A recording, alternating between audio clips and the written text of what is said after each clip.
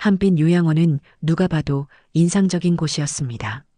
수도권 외곽의 울창한 숲을 배경으로 자리 잡은 이 건물은 햇빛을 가득 받는 넓은 정원과 현대적 시설을 자랑했죠. 오늘은 원래 가족 방문의 날이라 요양원 곳곳에서 웃음소리가 울려 퍼졌습니다. 박경수 원장은 50대의 나이가 무색할 정도로 단정한 양복 차림으로 방문객들을 맞이하고 있었어요. 그의 미소는 따뜻했고 목소리는 부드러웠습니다. 저희 한빛은 환자분들의 건강과 행복이 최우선입니다. 항상 가족처럼 모시고 있죠. 박경수의 말에 방문객들은 안심한 표정을 짓습니다. 요양원 식당에서는 노인들이 가족들과 함께 오후 티타임을 즐기고 있었습니다. 직원들은 웃음을 머금은 채 정성스럽게 차와 다과를 서빙하며 노인들의 상태에 대해 친절하게 설명해 주었어요.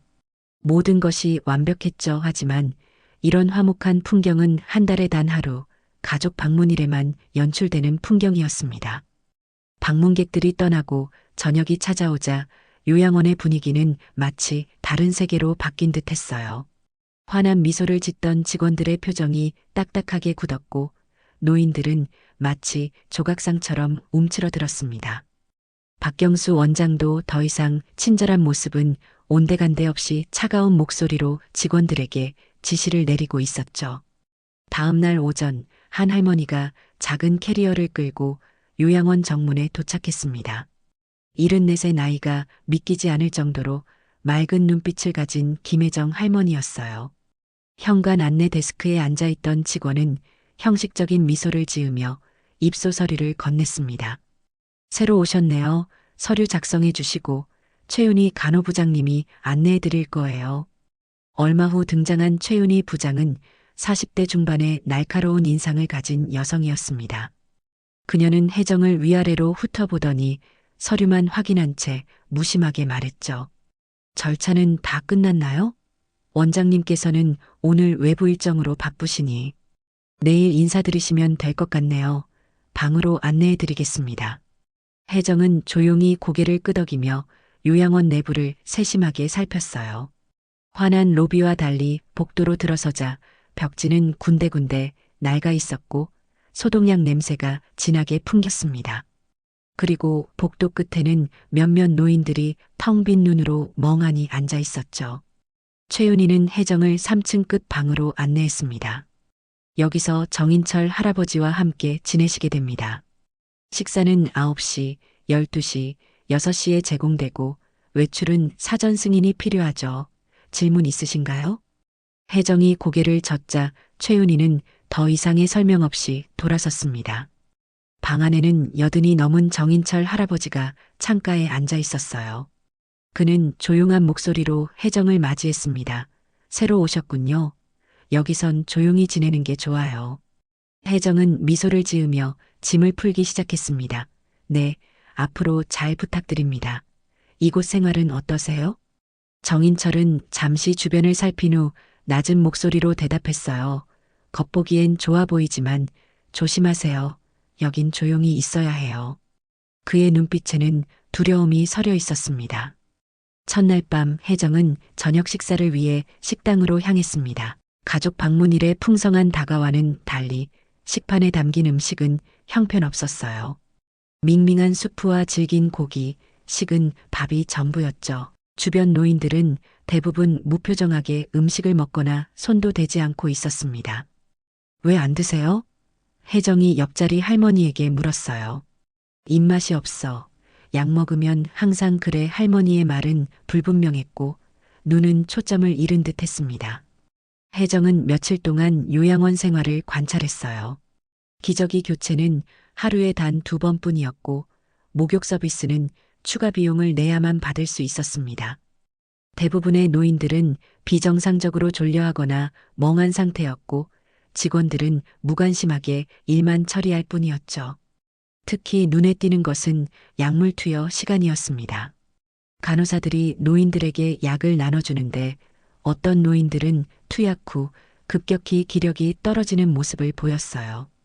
혜정은 이상함을 느끼고 몰래 약품 보관실 주변을 살피기 시작했습니다. 여기서 뭐 하세요? 최윤희의 날카로운 목소리에 혜정은 흠칫 놀랐어요. 화장실을 찾고 있었습니다. 길을 잘 몰라서요. 최윤희는 의심스러운 눈초리로 혜정을 바라보았습니다. 화장실은 반대편입니다. 허가 없이 이곳을 돌아다니면 안 되죠. 방으로 돌아온 혜정은 정인철에게 조심스럽게 물었어요. 여기 약은 항상 그렇게 많이 주나요? 정인철은 목소리를 낮추며 대답했습니다. 여기선 말 안 듣는 사람에게 특별 약을 준다더군. 그러면 하루 종일 잠만 자지. 난 조용히 있으니까 괜찮아. 그의 말에서 공포가 느껴졌어요. 혜정은 마음을 굳혔습니다. 요양원의 진실을 파헤쳐야 했습니다. 그날 밤부터 노트에 관찰한 내용을 기록하기 시작했어요. 불법 약물 사용, 부실한 관리, 노인 학대. 이 모든 것을 밝혀내기 위해 혜정은 밤마다 조용히 요양원을 탐색하기로 결심했습니다. 일주일이 지나자 혜정은 밤중에 몰래 요양원을 돌아다니는 것에 익숙해졌습니다. 복도 끝 비상구에는 CCTV가 없다는 사실을 발견했고 경비원이 자는 시간대도 파악했죠. 그녀는 작은 노트에 모든 것을 꼼꼼히 기록했습니다. 약물 투여 시간, 노인들의 상태 변화, 간호사들의 행동 패턴까지 모든 것이 증거가 되었어요. 어느 날 밤 혜정은 관리실 근처를 지나다가 최윤희와 한 간호사의 대화를 우연히 듣게 되었습니다. 사무실 할아버지가 또 소리를 지르고 있어요. 어떻게 해야 할까요? 최윤희의 대답은 냉정했어요. 평소보다 용량을 조금 늘려. 원장님이 오늘 중요한 투자자를 데려온다고 하셨어. 문제가 생기면 우리 모두 곤란해질 거야. 하지만 의사 처방보다 더 많이 주면 누가 확인이라도 한다고 생각해? 그냥 시키는 대로 해. 최윤희의 말에는 협박이 담겨 있었습니다. 혜정은 숨을 죽이며 대화를 더 듣고 싶었지만 그들이 다가오는 소리에 급히 자리를 피했어요. 다음 날 아침 사무실의 노인은 마치 의식이 없는 것처럼 휠체어에 앉아 있었습니다. 그의 눈은 초점이 없었고 침을 질질 흘리고 있었죠. 그날 오후 고급스러운 벤츠 차량이 요양원 앞에 멈췄습니다. 박경수 원장과 함께 정장을 차려입은 사람들이 내렸어요. 혜정은 창문 너머로 그들을 지켜보았습니다. 평소와 달리 직원들은 분주히 움직였고 심지어 노인들에게도 깨끗한 옷을 입혔죠. 저 사람들이 누굴까요? 혜정이 정인철에게 물었어요. 투자자들이래. 원장이 요양원을 확장한다는 소문이 있어 정인철은 소곤거렸습니다.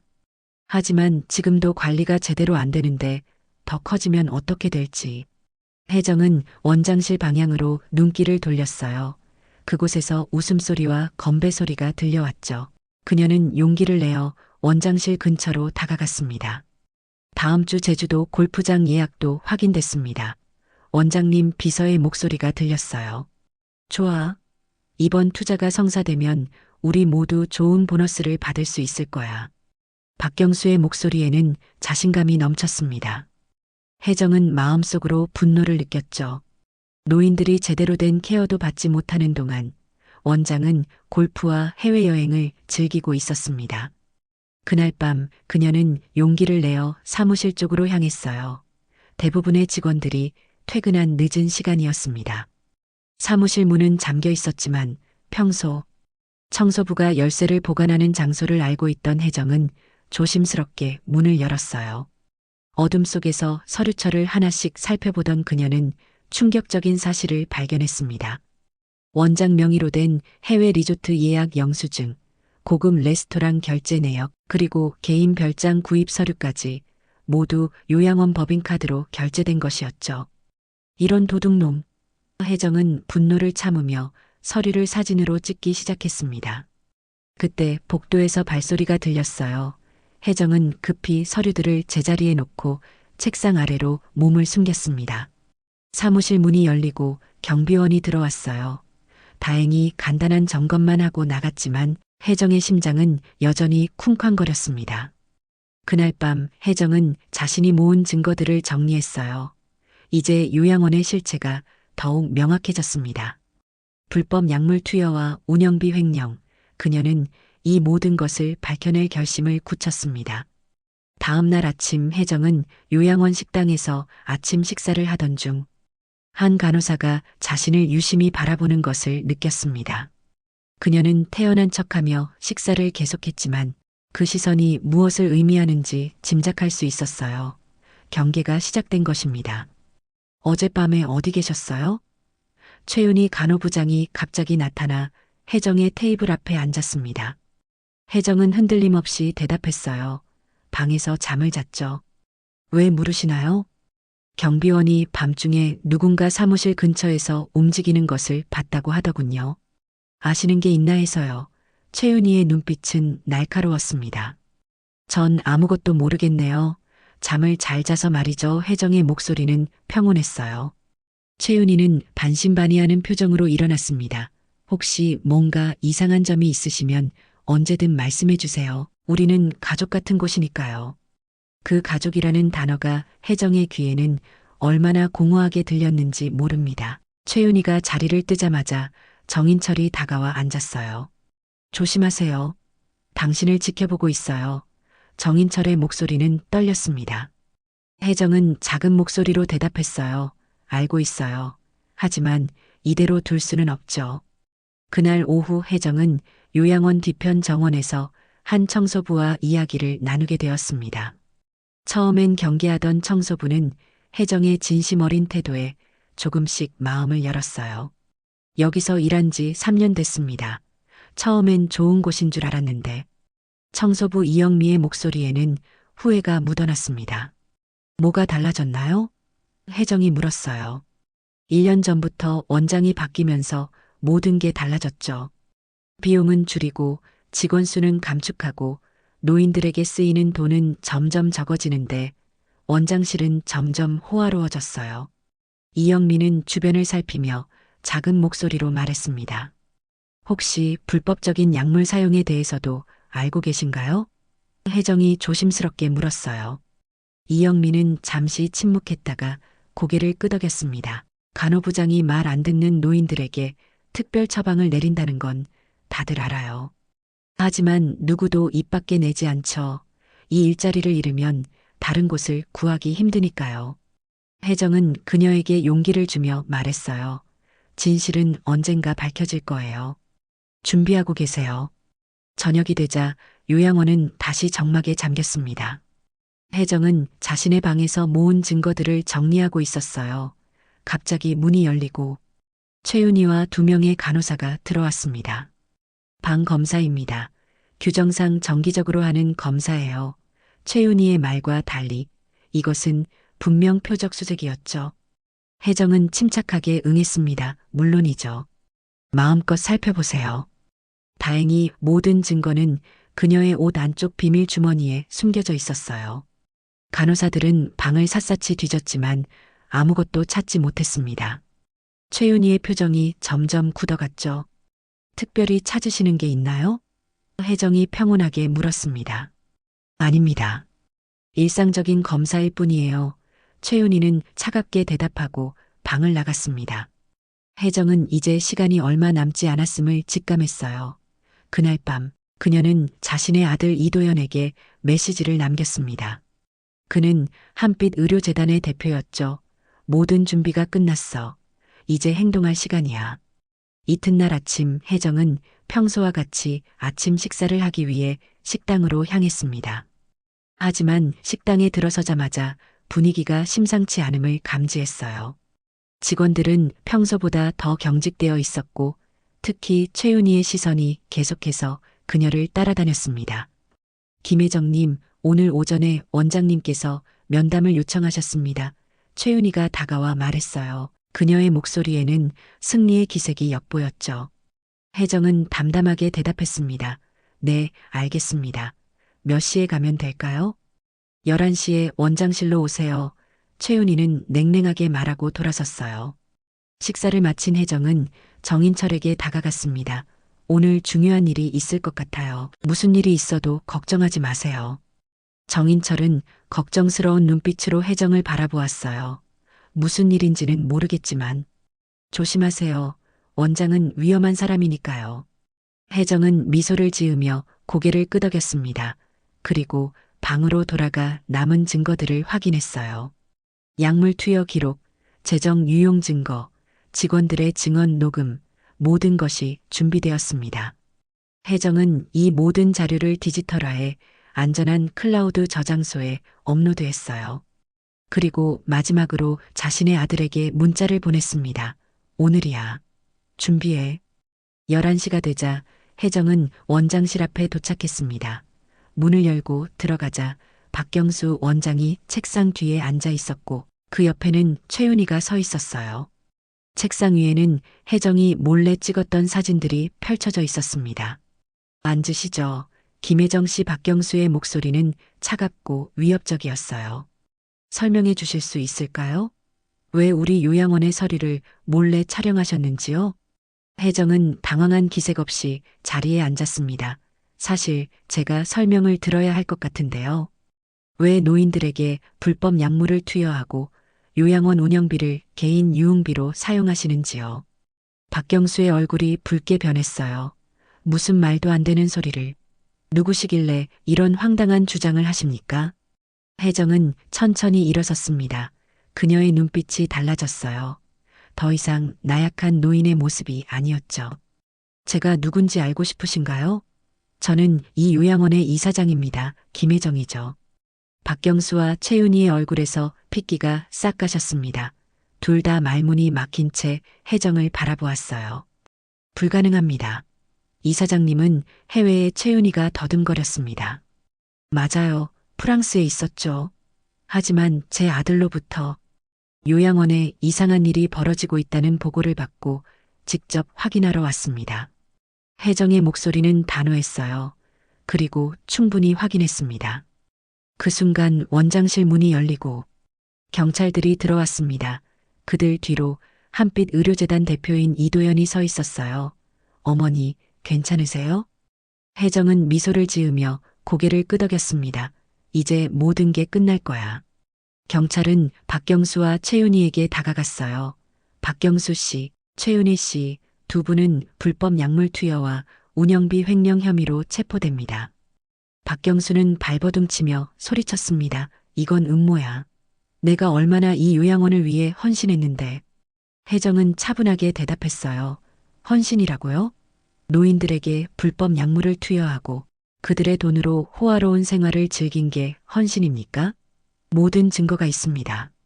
경찰이 두 사람을 연행해 나가는 동안 요양원 전체가 술렁이기 시작했어요.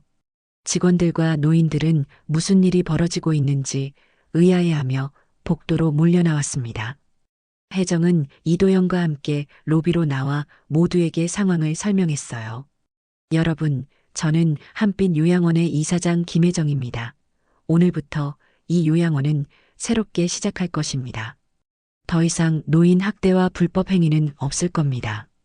로비에 모인 사람들 사이에서 웅성거림이 일어났습니다. 직원들은 서로를 바라보며 불안한 표정을 감추지 못했고 노인들은 혼란스러운 눈빛으로 상황을 지켜보고 있었어요. 혜정은 침착하게 다음 말을 이어갔습니다. 걱정하지 마세요. 불법 행위에 가담하지 않은 분들께는 아무런 불이익이 없을 겁니다.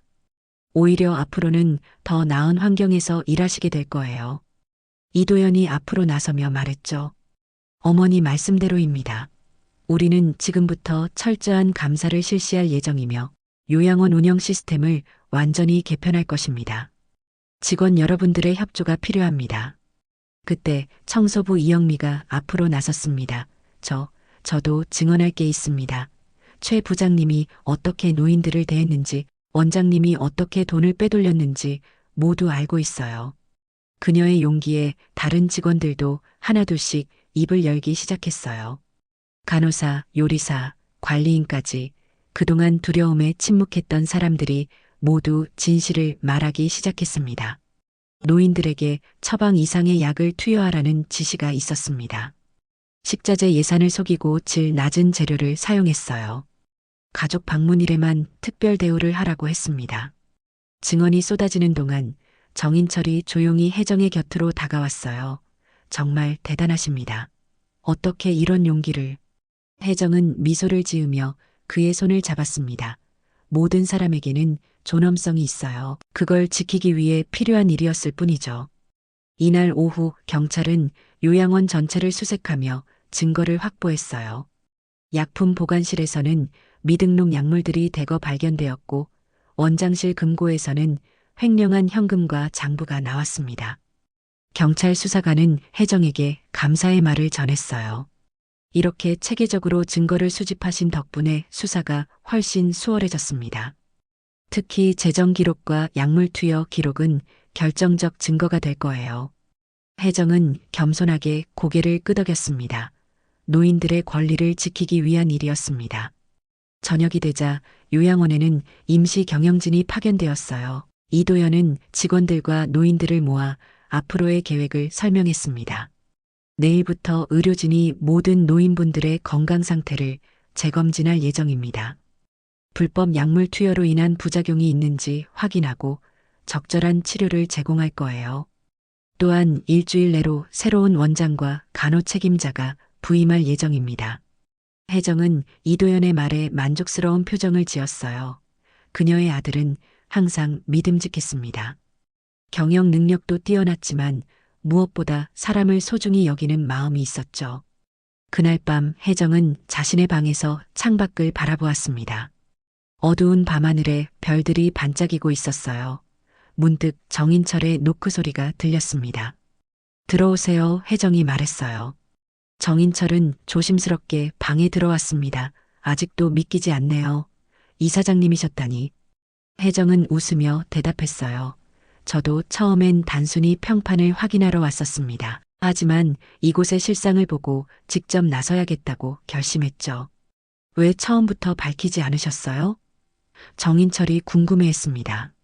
진실은 밖에서 보는 것과 안에서 경험하는 것이 다르니까요. 직접 노인으로서 이곳을 경험해야만 알 수 있는 것들이 있었어요. 혜정의 눈에는 슬픔이 어렸습니다. 그리고 박경수 같은 사람들은 위장된 방문에 너무 익숙해서 제가 정체를 밝히면 아무것도 보지 못했을 거예요. 정인철은 고개를 끄덕였어요. 많은 노인들이 당신 덕분에 구원받았습니다. 고맙습니다. 혜정은 창밖을 바라보며 말했습니다. 이제 시작일 뿐이에요. 진정한 한빛 요양원을 만들기 위해 할 일이 많답니다. 다음 날 아침 요양원은 완전히 달라진 분위기로 깨어났습니다. 새벽부터 의료진들이 도착하여 모든 노인들의 건강 상태를 점검하기 시작했어요. 이도연은 임시 사무실을 마련하고 직원들과 개별 면담을 진행하고 있었습니다. 경찰들도 여전히 현장을 확보한 채 증거 수집을 계속했죠. 혜정은 로비에 마련된 임시 상담실에서 노인들을 만나고 있었습니다. 그녀가 이사장이라는 사실이 알려지자 많은 노인들이 그동안 겪었던 일들을 털어놓기 시작했어요. 약을 먹고 나면 하루 종일 정신이 없었어요. 가족들에게 말하려고 했지만 방문할 때마다 다른 약을 주더라고요. 80대의 할머니가 떨리는 목소리로 말했습니다. 목욕은 일주일에 한 번 해야 한다고 광고했는데 실제로는 한 달에 한 번 해주는 것도 힘들었어요. 돈을 더 내야만 했죠. 또 다른 노인이 말했어요. 혜정은 모든 이야기를 꼼꼼히 기록했습니다. 이런 증언들이 앞으로의 재판에서 중요한 증거가 될 것이었죠. 오전 내내 상담을 진행한 후 혜정은 이도현과 함께 한빛 요양원의 재건 계획을 논의했습니다. 먼저 모든 직원들의 자격증을 재검증하고 노인 케어에 대한 교육을 실시해야 해요. 혜정이 제안했어요. 이도현은 고개를 끄덕이며 메모했습니다. 약물 관리 시스템도 완전히 새로 구축해야겠습니다. 모든 약물 투여는 기록되고 정기적으로 외부 감사를 받도록 할 거예요. 무엇보다 중요한 건 노인들의 존엄성이야. 그들을 단순히 관리 대상이 아닌 한 인간으로 대우하는 문화가 필요해.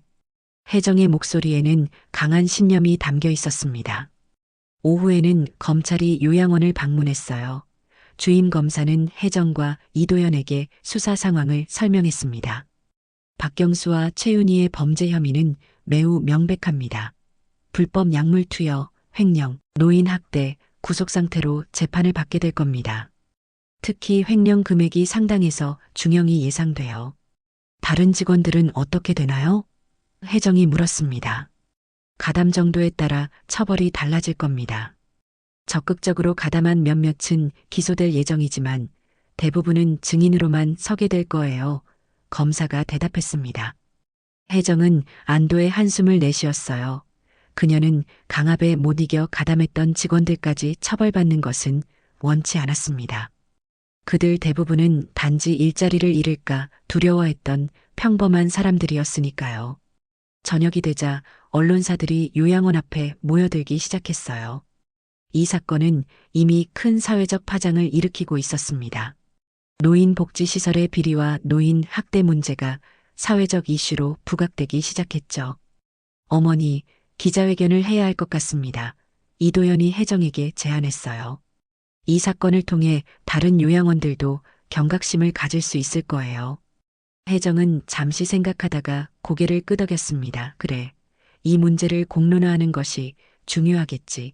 하지만 우리 노인들의 프라이버시는 보호해야 해. 기자회견은 요양원 정원에서 간단하게 열렸어요. 혜정은 침착하게 상황을 설명했습니다. 저는 단순히 한빛 요양원의 이사장이 아니라 모든 노인들의 권리를 대변하는 사람으로 이 자리에 섰습니다. 우리 사회는 너무 오랫동안 노인 문제를 외면해 왔어요. 노인들은 우리의 과거이자 현재의 일부입니다. 그들의 존엄성이 무시되는 일은 더 이상 없어야 합니다. 혜정의 말에 기자들은 열렬히 호응했어요. 그녀의 용기와 결단력이 많은 사람들에게 감동을 주었습니다. 앞으로 한빛 요양원은 어떻게 운영될 계획인가요? 한 기자가 물었습니다. 완전히 새로운 시스템으로 재출발할 것입니다. 투명한 운영, 노인 중심의 케어, 그리고 가족과의 열린 소통을 기반으로 할 거예요. 무엇보다 노인들의 자율성과 존엄성을 존중하는 공간이 될 것입니다. 혜정의 대답은 확신에 차 있었어요. 기자회견이 끝나고 혜정은 지친 모습으로 자신의 방으로 돌아왔습니다. 창가에 서서 밤하늘을 바라보던 그녀의 눈에 문득 눈물이 맺혔어요. 그동안 얼마나 많은 노인들이 무시당하고 학대받았을까. 이번 일은 빙산의 일각에 불과할지도 모른다는 생각이 들었습니다. 그때 문을 두드리는 소리가 들렸어요. 정인철이 조심스럽게 들어왔습니다. 오늘 기자회견 정말 감동적이었습니다. 정인철의 목소리에는 존경심이 묻어났어요. 혜정은 미소를 지으며 고개를 끄덕였습니다. 아직 시작일 뿐이에요. 가야 할 길이 멀답니다. 일주일 후 한빛 요양원은 완전히 새로운 모습으로 탈바꿈했습니다. 낡은 벽지는 밝은 색으로 교체되었고 복도에는 노인들이 그린 그림들이 전시되었어요. 정원도 새롭게 단장되어 누구나 편하게 산책할 수 있는 공간으로 변모했습니다. 하지만 외형적인 변화보다 더 중요한 것은 내부 시스템의 혁신이었죠. 새로 부임한 원장 김지원은 노인 케어 분야에서 30년 경력을 가진 전문가였어요. 그녀는 취임 첫날부터 모든 직원들에게 새로운 비전을 제시했습니다. 우리의 목표는 단순한 보호가 아닌 활기찬 노년의 삶을 지원하는 것입니다. 여기 계신 분들은 단순히 케어의 대상이 아니라 각자의 삶을 살아가는 주체입니다. 약물 관리 시스템도 철저히 개편되었어요. 모든 약물은 투명한 유리 캐비닛에 보관되어 누구나 확인할 수 있었고 투약 기록은 디지털 시스템으로 자동 기록되었습니다. 가족들도 온라인으로 실시간 확인이 가능했죠. 식사 메뉴도 완전히 바뀌었어요. 영양사가 각 노인의 건강 상태에 맞춰 개별화된 식단을 제공했고 주방은 항상 열려 있어 노인들이 원할 때 간식을 먹을 수 있었습니다. 주말에는 노인들이 직접 요리에 참여하는 프로그램도 시작되었어요. 무엇보다 중요한 변화는 노인 인권 보호 시스템이었습니다. 외부 감사관이 정기적으로 방문해 운영 상태를 점검했고 노인들로 구성된 거주자 위원회가 만들어져 요양원 운영에 직접 의견을 개진할 수 있게 되었어요. 모든 직원들은 원래 교육을 통해 노인 인권에 대한 인식을 끊임없이 높여갔습니다. 혜정은 이 모든 변화를 지켜보며 깊은 만족감을 느꼈어요. 그녀는 이제 정식 이사장으로서 일주일에 3번씩 요양원을 방문하며 운영을 감독했습니다. 오늘도 그녀는 정원에서 노인들과 담소를 나누고 있었어요. 이사장님, 정말 감사합니다. 80대의 한 할머니가 혜정의 손을 꼭 잡았습니다. 이제 약을 먹어도 정신이 혼미해지지 않아요. 제 몸이 제 몸 같아졌어요. 혜정은 따뜻하게 미소 지었습니다. 당연한 일을 했을 뿐이에요.